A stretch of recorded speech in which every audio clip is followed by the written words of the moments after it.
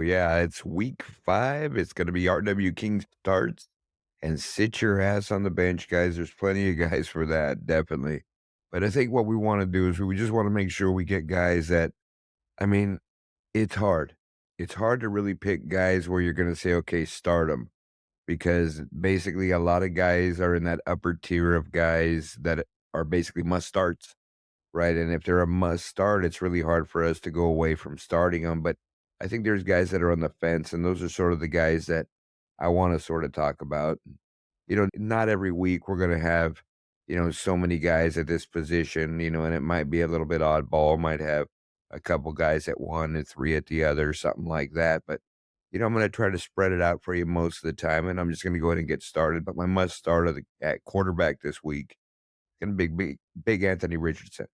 Big Anthony Richardson versus Tennessee. Tennessee, they came off a big win last week. Cincinnati's just in a spiral. I've talked about them before. Don't know what's going on there defensively. They should at least be hanging with teams. They made Tennessee look like all-stars. D-Hop finally had a game. These guys, Derrick Henry had a game. Everybody got fed. I can see Anthony Richardson doing what they're supposed to do against Tennessee. Tennessee's in the bottom of everything with their defense. They're in the mid to late 20s ranked in everything, points allowed, points, yards, time of possession against them, everything. So I can see Anthony Richardson, especially with Jonathan Taylor possibly coming back this week. He's been in practice. He's been at the facility the last 3 weeks, rehabbing, getting ready for this week. We'll know by tomorrow. Today's recording on Wednesday. We'll know by Thursday when we post this if he's really going to play or not. But I think regardless of that, I want to start me some Anthony Richardson. Tennessee gave up over 120 yards rushing their last game and 260 yards passing. I think Anthony Richardson can get a big chunk of that. In his last game against the Rams, he had over 200 yards and 2 TDs passing, and he had a 56 on the ground with another touchdown. 3 total touchdowns for the day. I can see him doing that again easily. I think he's going to be right around that 200 to 220 passing yards all the time. I think what is the X factor is his rushing, and I think at some point he's obviously gonna break some long ones. I can see him breaking a long one this week, so I think he's gonna score a pretty long touchdown on the ground, but I'm thinking at least 1 and 1, and if your guy's one of the guys on the buys like we talked about earlier, remember it's bye week starting this week, guys. Plug in some Anthony Richardson and let him go. He'll probably be your starter the rest of the year. I know that, and going into running backs, it was tough this week. Who am I gonna pick? A guy who's not really a must start, there's already buys going on, a guy who's obvious, whatever else, but what I'm thinking is, I think there's a lot of guys on that fence are probably already in the mode of benching Breece Hall, even possibly thinking about trading him. Don't do it. Wait another couple weeks. The coaches challenged him this week and told him basically, "You're on no restriction anymore. The doctors have said you're completely fine. We're just gonna feed you the ball." Last week, again, another pedestrian outing for him, 6 carries, 56 yards. But the problem here is, like I talked about before, is he gets 1 carry for 43 yards and then 5 carries for 13. So I think they're going to try to feed him a little bit more. I see him getting anywhere from 12 to 16, maybe even more carries than that. I think they really want to help Zach Wilson out a little bit. At least create some kind of running game where they could pull that safety away a little bit and the play action works. So I'm starting me some Breece Hall this week.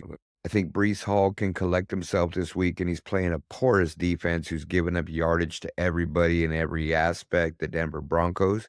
I think it's a get-right game for a lot of the Jets. I like Garrett Wilson also, but I think he's a must-start in every league.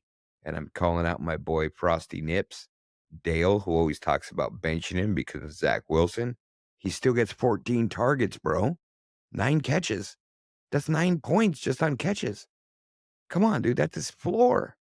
You gotta keep him in the lineup, but I'm just saying I can see Breece Hall having a big game this week against Denver. I actually think the Jets are gonna win this game. So I'm starting me some Breece Hall. I'm not benching him. I'm not trading him. I'm not doing anything else.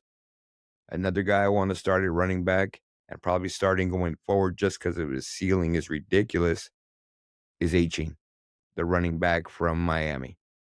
Devon Aiching's ridiculous. This guy is just He was the fastest guy at the position in the combine. He has shown that in this vertical type of offense, when you have receivers streaking down the field and the second level guys are all chasing them, he gets in that void and behind them, and he can just break off big, huge runs. On 8 carries last week, he had another 100-yard game, 101 yards and 2 touchdowns. The 2 touchdowns came they were relatively close, but they weren't his first 2 carries. His first 2 carries of the game were touchdowns. Once he got in the red zone, gave him the ball, boop, touchdown. Next time he got in the red zone, like 7, 8-yard line, boop, touchdown. Devon Aiching's for real. He reminds me of the rookie of Alvin Kamara, the same kind of rookie year Alvin Kamara was having. So I like me some Devon Aiching, and probably going forward, he's gonna be a starter for me in a couple leagues because I was able to pick him up because I'm doing so shitty. My honorable mention is my boy Alvin Kamara. Since I mentioned him, I wanna mention him again. Alvin Kamara versus New England. New England's a fucking dumpster fire. I can see Alvin Kamara having a pretty decent game. Derek Carr this week probably getting a little bit healthier, probably gonna be able to pull that safety out of the box. They gave Alvin Kamara a workload when he came back last week, and he's running hard. I can see him doing the same thing this week, and I can see New England's players starting to give up on him, on their team, and I can see him breaking some big runs and having a big week. But my honorable mention at running back, also Alvin Kamara. At wide receiver, pretty easy. I mean, I like me some Brandon Ayuk this week. I know they're playing the Cowboys, and the Cowboys supposed to be pretty good, but they played 2 New York teams, and they haven't really played fucking anybody, to be honest. Arizona, you know what I mean? They ain't played shit, so this is the first test, and I like Brandon Ayuk here. Brandon Ayuk was a little bit limited a couple weeks ago, went out of the game, held out of a game week 3, came back last week. 6 out of 6 catches, 6 targets, 6 catches, 148 yards, definitely the downfield threat. I think they're gonna key on Debo, and they're gonna leave my boy Brandon Ayuk alone, and I see him having his biggest game of the year when they need it. Against the Cowboys, against a team that's trying to establish themselves as being right there with the 49ers. I think the 49ers are gonna slap them in the face. You know what I mean? So I like me some Brandon Ayuk here, at least to get over 100 yards and at least a touchdown. Another guy I like a lot this week, Devontae Smith. Matchup this week. I don't know what's gonna happen with Matt Stafford. He played his ass off last week, but he came off limping. They're not really letting anybody know. That's how it's gonna be going throughout the year. They're gonna keep things as hush hush as they can over there. Without Matt Stafford, that team's completely different. So I really like the opportunity. I like Devontae Smith really having a good game, really good game. I'm over 100 yards, at least a touchdown, maybe 2 touchdowns. And I think the team making a concerted effort to get him involved again. And I think it's not going to be hard because I think that the Rams are going to try to take away A.J. Brown just because of the last 2 weeks he's had. So it's all going to fit in perfect, the perfect storm for Devontae Smith. Don't worry about what he's done the last 2 weeks. Put him in your lineup. Devontae Smith blowing up this week. Now it's time done for the sits of the week. But before I get into that, man, I want to say the biggest sit and shit of the week is my team in T's Fun League. T has a league, and all 3 of us are in it. All 3 of us, me and my boys, T is in it, Bombo's in it, and Bombo seems to be the class this year. Although T's got a really solid team too, and these guys are smashing it with their points. I'm winless, guys. I'm winless. I'm 0-4. But last week, my boy Bombo demolished Team Stump. Stump's a new team in there. They don't deserve any recognition. They don't deserve any of that. So this is where I get fucking healthy this week too, guys. I'm like the Jets this week. Stump is 2-2, and he's actually got a solid team. He did a good job drafting. But you know what? It's my week, guys. All my hurt guys, all my guys on the IR, fuck them, whatever. Everybody else is going to have a fucking blow up fucking week. Stump, you're fucking done, buddy. Just letting you know.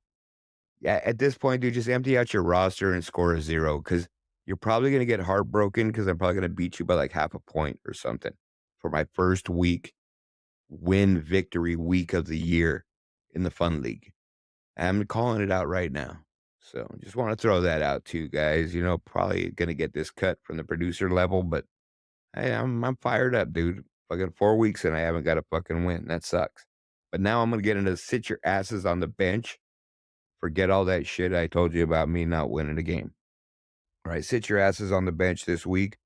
I think the main guy I want to sit down on the bench is Jared Goff this week. He's playing Carolina. Carolina is the real deal. Their secondary is real. They got players at every level in the linebacking core and their safeties and their corners. They're really good. They made fucking Captain Kirk Cousins shit to bed last week. They ended up pulling the game out just because Carolina is still a little inept offensively. But Kirk Cousins was held to 12 out of 19 for a buck 39, 2 touchdowns, but 2 picks, and one of them was a 99-yard pick or some shit like that.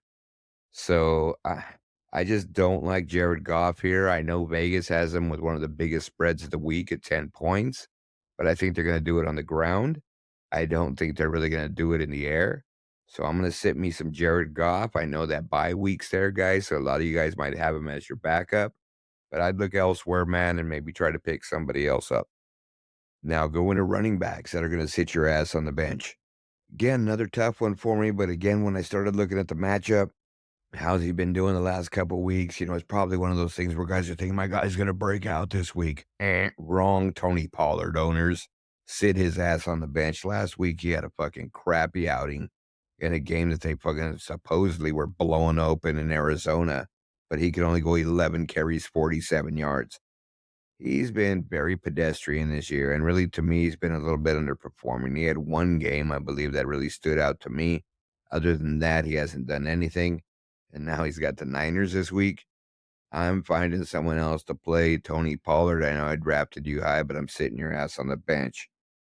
Another guy I got to sit on the bench this week is a guy I love. I got him in a couple of leagues. I picked him up, obviously, in the leagues where I fucking don't got any wins.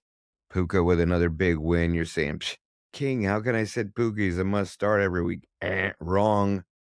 Stafford ain't playing, man. Even if Stafford's nicked up, I don't want to play him yet, and I don't think Cooper Kupp's going to play this week. I think he's probably going to look at playing the following week. So, especially if Stafford's not going to play, they are definitely not going to play Cooper Kupp. So, to me, it's really going to be tough on Puka with whoever's back there throwing him the rock. But, you know, Puka came off his big game, but I think the Eagles will be ready for him, and I just don't see him replicating that. So, that's going to wrap it up for my starts and sits. Again, Team Stump, coming after you, buddy. All right, man. Just like I said, zero your team out because you don't want that half-point loss against me. All right, Doug?